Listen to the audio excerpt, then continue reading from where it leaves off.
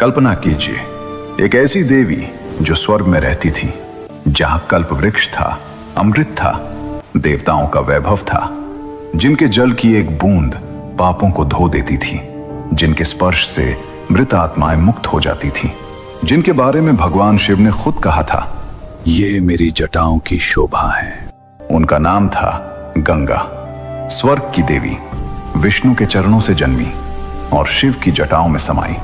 अब कल्पना कीजिए, इसी देवी ने एक दिन सोचा, मैं शिव को भी बहा ले जाऊंगी, और अपने ही अहंकार में खो गई। इसी देवी के लिए एक राजा ने 3 पीढ़ियों तक तपस्या की, हजारों साल। इसी देवी ने एक दिन 60,000 भटकती आत्माओं को एक ही पल में मुक्त कर दिया। और इसी देवी को एक दिन स्वर्ग की सभा में एक श्राप मिला, जिसने उन्हें धरती पर उतारा, एक राजा की पत्नी बनाया और एक ऐसे पुत्र की मां बनाया जिसे दुनिया भीष्म के नाम से जानती है। आज की इस यात्रा में आप जानेंगे गंगा की वो कहानियां जो ग्रंथों में दबी रह गईं, वो सच्चाइयां जो आपकी अपनी जिंदगी से सीधी जुड़ती हैं। ये उस देवी की गाथा है जिसने स्वर्ग छोड़ा पर हमें कभी नहीं छोड़ा। तो बने रहिए हमारे साथ, क्योंकि आज हम जाएंगे उस यात्रा पर जो स्वर्ग से शुरू होती है और हमारी धरती पर आकर अमर हो जाती है। दोस्तों, सबसे पहले बात करते हैं, गंगा देवी थीं कौन? हमारे पुराणों में, खासकर विष्णु पुराण, भागवत पुराण, रामायण, महाभारत और स्कंद पुराण में गंगा का उल्लेख बार बार आता है। ऋग्वेद में गंगा का नाम सबसे पहले लिया गया नदियों में से एक है। लेकिन गंगा सिर्फ नदी नहीं है, वो एक देवी है जो नदी का रूप लेकर हमारे बीच आई। पुराणों के अनुसार गंगा का जन्म भगवान विष्णु के चरणों से हुआ। जब वामन अवतार में विष्णु ने 3 पगों में ब्रह्मांड नापा, तो उनके बाएं पैर के अंगूठे से जो दिव्य जल निकला, वो इतना पवित्र था कि ब्रह्मा जी ने उसे अपने कमंडल में संभाल लिया। वही जल गंगा बनी। सोचिए, जिस जल ने भगवान विष्णु के चरण छुए हों, उसकी पवित्रता का क्या अंदाजा होगा। गंगा देवी का स्वरूप श्वेत वस्त्र, माथे पर जल का मुकुट, हाथ में कमंडल, और वाहन है मकर, यानी एक विशाल जलीय प्राणी। उनकी आंखों में करुणा का अथाह सागर। उनके नाम भी कई हैं। भागीरथी, भगीरथ की वजह से धरती पर आई। जानवी, जहनु मुनि की पुत्री। त्रिपथगा, तीनों लोकों में बहने वाली। विष्णुपदी, विष्णु के चरणों से जन्मी। सुरसरी, देवताओं की नदी। हर नाम के पीछे एक कहानी है, और आज हम उन सभी कहानियों को एक एक करके खोलेंगे। लेकिन दोस्तों, यहाँ एक बहुत दिलचस्प बात है। गंगा स्वर्गलोक में सिर्फ एक नदी नहीं थी, वो एक स्वतंत्र देवी थी। उनका स्वभाव था निडर, सत्यवादी और कभी कभी थोड़ा उद्दंड भी। देवताओं के बीच उनका सम्मान था, लेकिन वो किसी के अधीन नहीं थी। शिव की पत्नी पार्वती एक बार उनसे ईर्ष्या करती थी, क्योंकि शिव ने गंगा को अपनी जटाओं में स्थान दिया था। ये रिश्ता बहुत गहरा था, बहुत जटिल था, और इसी रिश्ते में छुपा था वो अहंकार जो गंगा को एक बड़ा सबक देगा। लेकिन उससे पहले बात करते हैं उस दर्दनाक घटना की जिसने गंगा को धरती पर आने का कारण बनाया। उन 60,000 आत्माओं की कहानी जो न स्वर्ग में थी न धरती पर, भटकती रहीं युगों तक। ये कहानी है उस दौर की जब अयोध्या में एक महान राजा राज करते थे। उनका नाम था महाराज सगर, सूर्यवंश के राजा, भगवान राम के पूर्वज। इतने शक्तिशाली कि उनकी सेना का नाम सुनकर दुश्मन कांपते थे। सगर ने ठाना, मैं अश्वमेध यज्ञ करूंगा। अश्वमेध यज्ञ यानी एक पवित्र घोड़ा छोड़ा जाता है। जहां भी वो घोड़ा जाए, वो राज्य राजा का हो जाए। कोई रोके तो युद्ध। सगर की ताकत देखकर देवलोक में हलचल मच गई। इंद्रदेव घबरा गए। अगर सगर इतने शक्तिशाली हो गए तो स्वर्ग का सिंहासन भी खतरे में है। इंद्र ने एक चाल चली। इंद्र ने वो यज्ञ का घोड़ा चुरा लिया और छुपा दिया महर्षि कपिल के आश्रम में। वो महर्षि जो इतनी गहरी तपस्या में थे कि उन्हें बाहर की दुनिया की कोई खबर नहीं थी। सगर के 60,000 पुत्र थे, राजा के 60,000 पुत्र। सुनकर ये अंदाजा लगाइए कितनी बड़ी शक्ति थी। वो सब निकले घोड़े की तलाश में। पूरी पृथ्वी छान मारी, पहाड़, जंगल, समुद्र, हर जगह ढूंढा और आखिरकार पहुंचे कपिल मुनि के आश्रम में। वहां घोड़ा था और पास में एक ऋषि ध्यान में बैठे थे। 60,000 पुत्रों ने सोचा, यही चोर है। उन्होंने तपस्या में लीन महर्षि को अपशब्द कहे, ऋषि को जगाने की कोशिश की, धक्के दिए, चिल्लाए, और तब कपिल मुनि की आंखें खुली। वो आंखें जो वर्षों से बंद थीं, वो आंखें जिनमें हजारों साल की तपस्या की अग्नि थी। उन्होंने उन 60,000 पुत्रों को देखा। एक पल, बस एक पल, और अगले ही पल 60,000 पुत्र राख हो गए। बिना किसी हथियार के, बिना किसी युद्ध के, बस एक क्रोधित दृष्टि, और सगर के 60,000 पुत्र इतिहास बन गए। दोस्तों, जो इंसान बिना अंतिम संस्कार के मरता है वो मुक्त नहीं होता। उसकी आत्मा भटकती रहती है, न स्वर्ग में जा सकती है, न धरती पर रह सकती है। 60,000 आत्माएं, सगर के वो पुत्र युगों तक भटकते रहे। न किसी लोक में जगह मिली, न मोक्ष मिला। उनकी मुक्ति का सिर्फ एक रास्ता था, गंगा जल। अगर गंगा का जल उनकी राख को छू ले तो मुक्ति मिल सकती थी, लेकिन गंगा स्वर्ग में थी और उन्हें धरती पर लाना असंभव लगता था। यहीं से शुरू हुई 3 पीढ़ियों की वो यात्रा जो हजारों साल चली और एक भगीरथ पर आकर पूरी हुई। सगर के बाद उनके वंशज एक एक करके कोशिश करते रहे। अंशुमान, सगर के पोते, उन्होंने तपस्या की वर्षों तक, लेकिन सफल नहीं हुए। दिलीप, अंशुमान के पुत्र, उन्होंने भी जीवन लगा दिया, लेकिन गंगा धरती पर नहीं आई। 2 पीढ़ियां बीत गईं और तब जन्मे भगीरथ, दिलीप के पुत्र। जब भगीरथ को पता चला कि उनके पूर्वज 60,000 आत्माएं अभी भी भटक रही हैं, उनके मन में एक संकल्प उठा। चाहे कुछ भी हो जाए, इन आत्माओं को मोक्ष दिलाना है और उसके लिए गंगा को धरती पर लाना होगा। भगीरथ ने राजपाट छोड़ दिया, महल छोड़ा, सुख छोड़ा, परिवार छोड़ा और चले गए हिमालय की ओर। वहां शुरू की ब्रह्मा जी की तपस्या। वर्षों तक एक पैर पर खड़े रहे, ठंड में भी, गर्मी में भी, तूफान में भी। भोजन नहीं, आराम नहीं, बस एक ही धुन, गंगा को धरती पर लाना है। और आखिरकार ब्रह्मा जी प्रकट हुए। ब्रह्मा जी ने कहा, वत्स, तुम्हारी भक्ति ने मुझे प्रसन्न किया। मैं गंगा को धरती पर भेजूंगा। भगीरथ के चेहरे पर खुशी आई, लेकिन तभी ब्रह्मा जी ने एक बात और कही। लेकिन एक समस्या है। भगीरथ ने पूछा, कौन सी समस्या प्रभु? ब्रह्मा जी बोले, गंगा का वेग इतना प्रचंड है, इतना विशाल, कि अगर वो सीधे धरती पर गिरी तो पृथ्वी टूट जाएगी, पाताल तक चली जाएगी, सब कुछ नष्ट हो जाएगा। इसलिए तुम्हें भगवान शिव की तपस्या करनी होगी। सिर्फ वही गंगा को थाम सकते हैं। भगीरथ ने आंखें बंद की। एक और तपस्या, एक और असंभव काम, लेकिन भगीरथ डरे नहीं। जब तक काम पूरा नहीं होता, रुकूंगा नहीं। इस बार वो पहुंचे कैलाश पर्वत पर और शुरू की महादेव की तपस्या। शिव की तपस्या करना आसान नहीं था, लेकिन जब भक्ति सच्ची हो तो शिव को पिघलते देर नहीं लगती। एक दिन कैलाश पर कंपन हुआ, नीली रोशनी फैली और भोलेनाथ प्रकट हुए। शिव ने भगीरथ को देखा, उनकी आंखों में अटूट विश्वास था। शिव मुस्कुराए, ठीक है भगीरथ, तुम्हारा संकल्प मैंने देख लिया। मैं गंगा को अपनी जटाओं में ले लूंगा। दोस्तों, अब आती है इस पूरी कहानी की सबसे दिलचस्प बात। जब स्वर्ग लोक में यह खबर पहुंची कि गंगा को धरती पर जाना है और शिव की जटाओं से होकर गुजरना है, तो गंगा ने क्या सोचा? गंगा ने सोचा, मैं शिव की जटाओं से होकर जाऊंगी। मेरा वेग तो इतना है कि मैं शिव को ही बहा ले जाऊंगी। देखते हैं शिव क्या करते हैं। यह था गंगा का अहंकार, एक देवी का घमंड, और यही घमंड उन्हें एक बड़ा सबक देने वाला था। भगीरथ ने शिव को संकेत दिया। ब्रह्मा जी ने कमंडल से गंगा को मुक्त किया। आकाश में एक विशाल जलधारा प्रकट हुई, चमकती हुई, गरजती हुई, पूरे ब्रह्मांड को हिलाती हुई। गंगा नीचे की तरफ आई, पूरे वेग के साथ। उनके मन में था, मैं शिव की जटाओं से होकर जाऊंगी।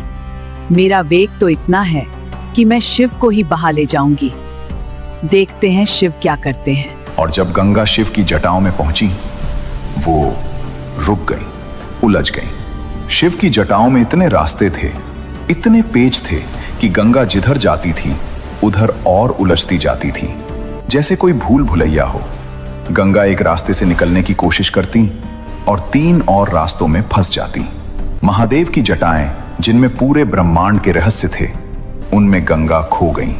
वर्षों तक बाहर नहीं निकल सकी। अहंकार का यही जवाब होता है।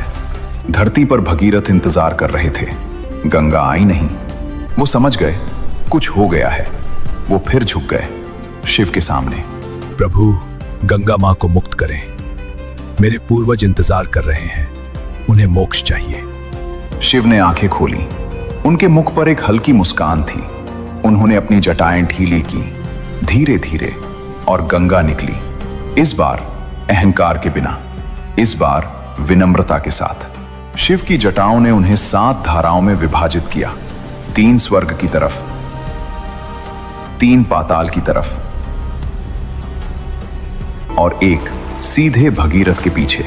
धरती पर गंगा का आगमन हो चुका था। भगीरथ आगे चले, रथ पर सवार, राजसी वेश में, और पीछे पीछे बह रही थी गंगा। पहाड़ों से होती हुई, घाटियों से गुजरती हुई, जंगलों को पार करती हुई।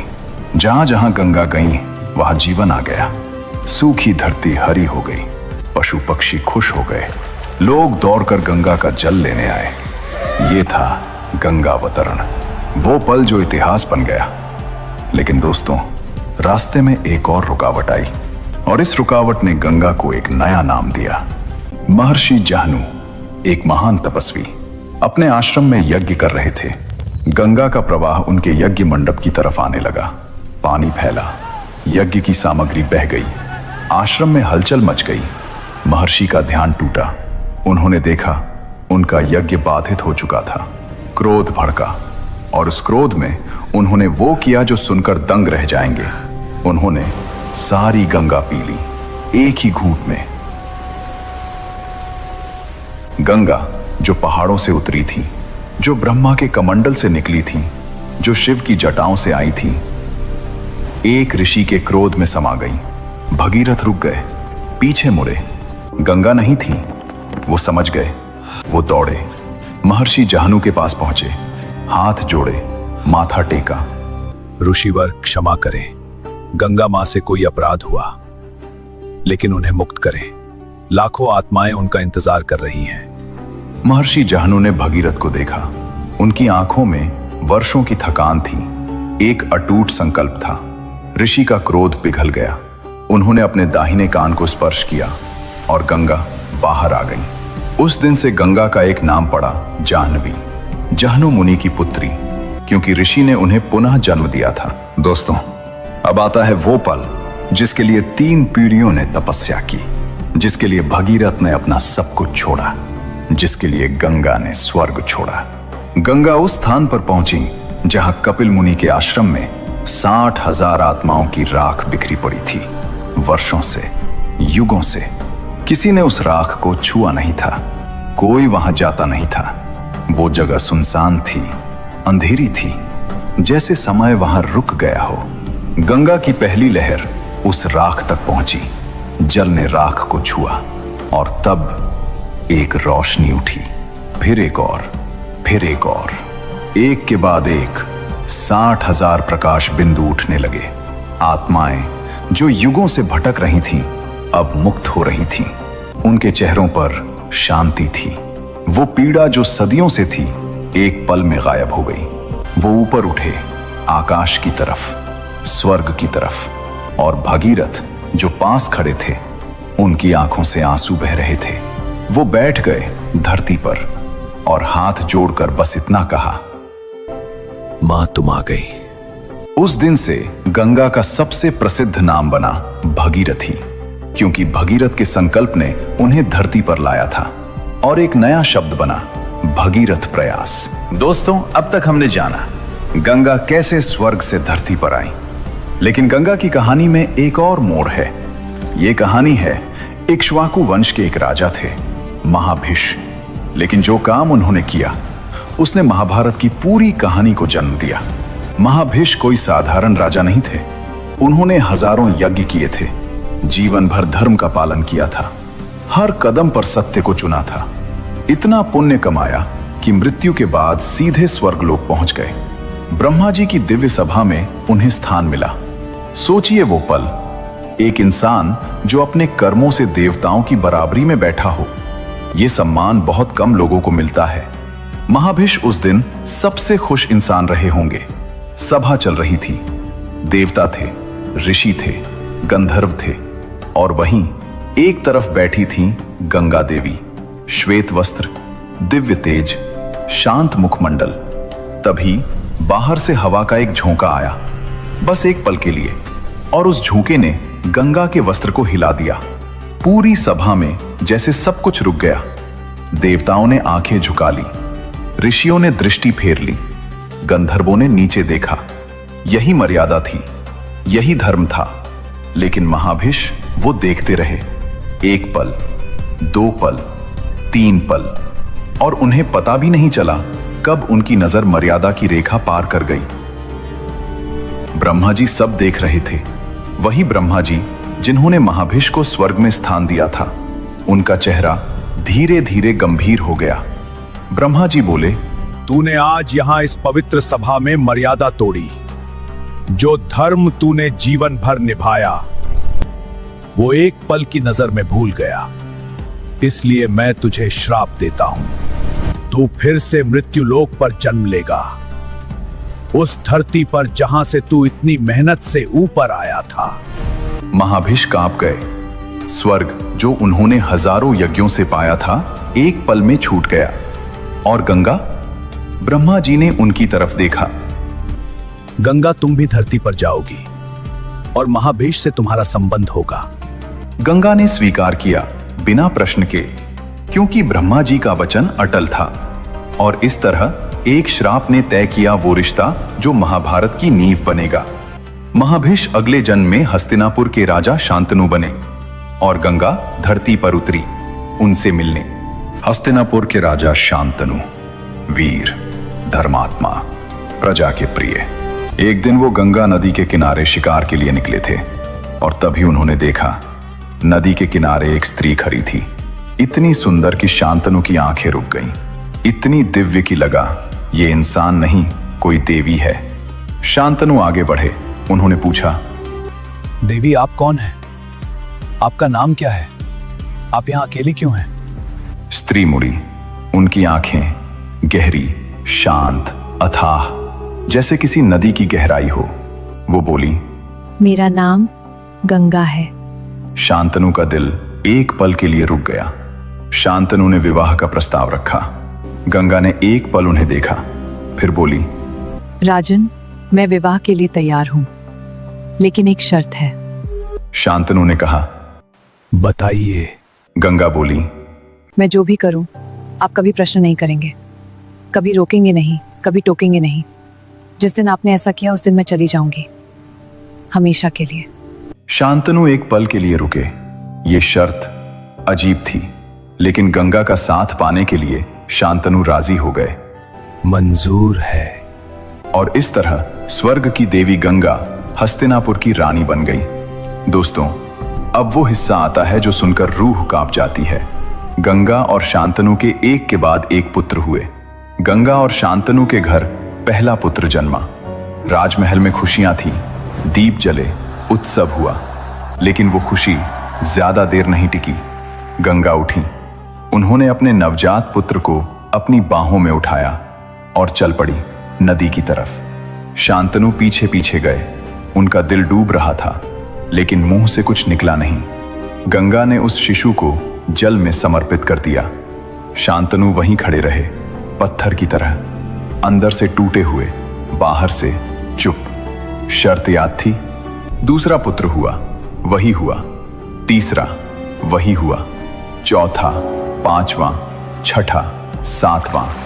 7 बार, 7 बार एक पिता ने अपने पुत्र को जाते देखा। 7 बार आंखें भरी, 7 बार होंठ कांपे। 7 बार एक बाप ने अपने ही दिल को मुट्ठी में भींच लिया और चुप रहा। यह था वो दर्द जो एक पिता के सीने में पत्थर की तरह जमता जा रहा था। दोस्तों, अब वो सच जो इस पूरी कहानी को समझाता है। ये 8 पुत्र कोई साधारण इंसान नहीं थे। ये थे 8 वसु, देवताओं के एक विशेष वर्ग। इन 8 वसुओं ने एक बार ऋषि वशिष्ठ की कामधेनु गाय चुरा ली थी। वशिष्ठ ऋषि ने क्रोध में श्राप दिया, तुम सबको मनुष्य योनि में जन्म लेना होगा। वसु घबरा गए, माफी मांगी। ऋषि का क्रोध कुछ शांत हुआ। ठीक है, 7 वसुओं का जन्म होते ही मुक्त हो जाएगा। लेकिन जिस वसु ने सबसे पहले यह विचार किया था, वो लंबे समय तक मनुष्य रूप में रहेगा। गंगा ने वसुओं से वचन दिया था, मैं तुम्हारी माँ बनूंगी और जन्म लेते ही तुम्हें मुक्त कर दूंगी। इसीलिए 7 पुत्रों को नदी में बहाया, उन्हें मुक्त किया, श्राप से छुड़ाया। और 8वां वसु, जिसे लंबे समय तक रहना था, वो बचा रहा। जब 8वां पुत्र हुआ, गंगा उसे लेकर नदी की तरफ चली। और इस बार शांतनु से रहा नहीं गया। वर्षों का दर्द, 7 पुत्रों का गम। वो आगे बढ़े। गंगा रुको। बस ये 2 शब्द, गंगा रुक गई, धीरे धीरे मुड़ी। उनकी आंखों में दुख था, लेकिन आश्चर्य नहीं था, जैसे ये पल वो पहले से जानती थी। शांतनु बोले, ये नहीं, इसे नहीं, बस इसे नहीं। गंगा ने पुत्र को वापस शांतनु की बाहों में दे दिया और बोली, राजन, आपने शर्त तोड़ी, मैं अब नहीं रह सकती। शांतनु की आंखें भर आईं। गंगा, ये सब क्यों? ये बच्चा कौन है? और मेरे वो 7 पुत्र भाई, वो कौन थे? गंगा ने सारा सच बताया, वसुओं की कहानी, श्राप और वचन। फिर बोली, इस पुत्र का नाम देवव्रत होगा। यह महान योद्धा बनेगा। मैं इसे पाल पोस कर बड़ा करूंगी और एक दिन इसे आपको लौटा दूंगी। और अगले पल गंगा नदी में समा गई। शांतनु किनारे पर खड़े रहे, अकेले। हाथ खाली थे, लेकिन सीने में था गंगा का वचन, लौटा दूंगी। उन्हें नहीं पता था कि वो बच्चा एक दिन लौटेगा और दुनिया उसे भीष्म के नाम से जानेगी। गंगा ने देवव्रत को स्वर्ग में पाला, परशुराम जी से शस्त्र विद्या सिखाई, ऋषियों से ज्ञान दिलाया और एक दिन वचन के अनुसार देवव्रत को वापस शांतनु के पास छोड़ गई। शांतनु ने अपने पुत्र को देखा, उनका सीना गर्व से भर गया। देवव्रत जो आगे चलकर ऐसी प्रतिज्ञा लेगा जो इतिहास में अमर हो जाएगी। मैं कभी विवाह नहीं करूंगा, कभी सिंहासन नहीं लूंगा। इसी भयंकर प्रतिज्ञा के कारण उनका नाम पड़ा भीष्म, भीषण प्रतिज्ञा करने वाले। और उनकी मां थी गंगा, वो देवी जो स्वर्ग से उतरी थी, जिन्होंने एक राजा से विवाह किया, 7 आत्माओं को मुक्त किया। तो दोस्तों, ये थी गंगा देवी की वो अमर गाथा। वो देवी जो विष्णु के चरणों से जन्मी, वो देवी जो शिव की जटाओं में समाई और अहंकार का सबक सीखा, वो देवी जिनके लिए एक भगीरथ ने 3 पीढ़ियों की तपस्या पूरी की, वो देवी जिन्होंने 60,000 आत्माओं को एक ही पल में मुक्त कर दिया, और वो देवी जो एक शाप के कारण धरती पर आई, एक राजा की पत्नी बनी, 7 आत्माओं को मुक्त किया और एक ऐसे पुत्र को जन्म दिया जिसे दुनिया भीष्म के नाम से जानती है। गंगा हमें सिखाती हैं, अहंकार चाहे देवी का हो या इंसान का, हमेशा रोकता है। संकल्प, भगीरथ ने सिखाया कि हार मानने वाले इतिहास नहीं बनाते। सेवा, गंगा ने स्वर्ग छोड़ा सिर्फ इसलिए कि दूसरों को मुक्ति मिल सके। आज भी गंगा बह रही हैं, हजारों साल से, और हर बूंद में वो पवित्रता है, वो करुणा है, वो इतिहास है जो हमने आज जाना। अगर इस कहानी ने आपके मन को छुआ हो तो लाइक जरूर करें, कमेंट में लिखें जय गंगे मां और बताएं इस पूरी कहानी में आपको सबसे ज्यादा कौन सा पल पसंद आया। चैनल को सब्सक्राइब करें और बेल आइकन दबाएं ताकि कोई कहानी छूटे नहीं। अगले वीडियो में मिलते हैं एक और रहस्यमय यात्रा के साथ। तब तक के लिए जय गंगे, जय महादेव, जय श्री हरि।